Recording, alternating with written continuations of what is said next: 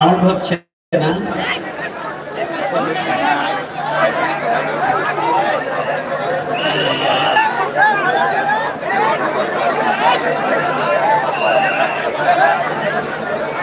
সংগ্রামী ভাই বন্ধুগণ,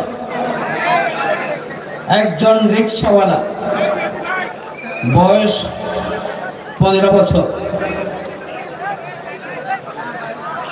ষষ্ঠ শ্রেণী পর্যন্ত পড়ার পর তার ভাগ্যে আর পড়াশোনা জুটে না। পরিবার পরিচালনার কারণে তাকে রাজধানী ঢাকায় গিয়ে রিকশার ভিটাবাড়ি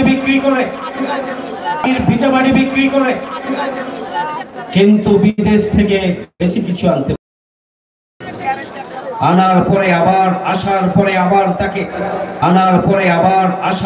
আবার তাকে কঠোর পরিশ্রম করে রিকশা চালাতে হয়।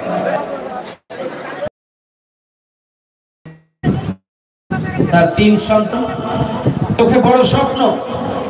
এই 3টি সন্তান কাউকে ডাক্তার করতে চায়, কাউকে ইঞ্জিনিয়ার করতে চায়। এই 3 সন্তানের কাউকে ভালো একজন প্লেয়ার করতে চায়, দেশের ভালো নাগরিক হিসাবে, যাতে করে দেশ গড়ার ভূমিকা পালন করতে পারে। সেই স্বপ্ন তার চোখে মুখে কিন্তু আর্থিক সংকটের কারণে সেই স্বপ্নই